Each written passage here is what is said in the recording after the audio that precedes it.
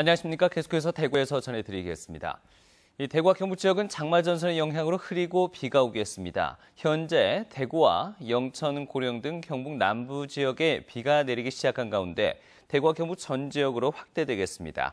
내일 오후까지 예상 강우량은 10에서 40mm로 곳에 따라 천둥, 번개를 동반한 강한 비가 올 가능성도 있습니다. 오늘 낮 최고 기온은 대구 29.9도를 비롯해 안동이 32.2도, 포항이 26.1도 등 25도에서 33도의 분포로 어제보다는 2, 3도가량 낮았습니다. 성주군이 정부 종합 쇼핑몰인 나라장터에 여행 상품을 등록해 눈길을 끌고 있습니다. 대구와 경북에서는 처음인데 지역 관광 활성화에 기대를 걸고 있습니다. 김은혜 기자입니다. 전통한 옷과 토속담 등 600여 년 역사의 옛 모습을 간직한 한계마을. 우리 생명 문화를 잘 보여주는 세종대왕자 태실, 성주군의 대표적인 관광 자원입니다. 성주군은 이런 지역 관광 자원을 널리 알리기 위해 조달청과 협약을 맺고 정부 종합 쇼핑몰 나라장터에 여행 상품을 등록했습니다. 당일과 1박 2일의 여행 상품마다 문화 해설사가 동행해 관광객들의 만족도도 높일 예정입니다. 참외로 물론 유명한 그런 도시입니다만은 가야산을 비롯해서 우리 성주가 갖고 있는 관광 문화 상품이 많이 있습니다. 그럼에도 불구하고 이 홍보가 굉장히 현실적으로 어려움에 조달청 나라장터에서는 지난해 3월부터 여행 상품이 판매되기 시작했는데 충남 서산과 전남 순천 등 전국 16개 지자체가 참여하고 있고 대구 경북 지역에서는 성주군이 처음입니다. 공공기관을 통해 여행 상품이 판매되는 만큼 여행객들이 신뢰할 수 있고 합리적인 가격에 이용할 수 있는 게 장점입니다. 1년 사이에 관광객이 실질적으로 배 이상 늘어나서 지역경제 활성화에도 큰 영향을 주는 그런 효과를 거두고 있습니다. 앞으로 저희 조달청이 이런 홍보 쪽을 조금 더 세심하게 다져서.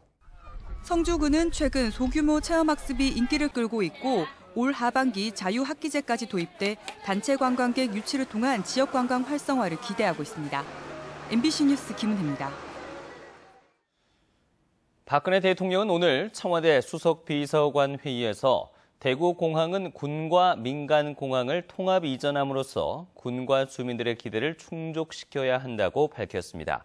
대구공항의 통합 이전 방식은 군사 전략에 따른 작전 유용성 유지와 전투력 향상, 국토의 효율적 이용과 대구시 전체의 경제 발전 효과를 기대할 수 있다면서 대구 시민들도 공항을 편리하게 이용할 수 있는 인근 지역에 건설될 수 있도록 최선의 노력을 다해야 할 것이라고 밝혔습니다. 한편 박근혜 대통령이 K2와 대구공항을 통합 이전하겠다고 밝힌 가운데 대구시는 기부대 양여라는 K2 이전 방식에는 변함이 없을 것으로 보고 조직을 개편하는 등 대응에 나서기로 했습니다. 따라서 중단됐던 K2 이전 건의서 평가 작업을 다시 재개하는 한편 박 대통령이 200만 명이 사용할 수 있는 신대구공항 건설을 밝힌 만큼 국비 확보를 전제로 대형기 취항이 가능한 공항의 규모와 성격을 규정하고 후보 지역의 접근성 향상 방안도 고민할 예정입니다. 사드 배치 후보지로 기존 후보지 외에 영남권 제3의 지역이 유력하다는 보도까지 나오는 등 혼란이 가중되고 있습니다. 국회 정보위원장인 김천의 이철우 의원은 영남권 제3의 지역 미사일 기지가 거론된다는 것으로 보아 경북이 아니라고 말하기도 어렵다며 빨라도 이달 말은 돼야 정확한 지역을 발표할 것이라고 전망했습니다.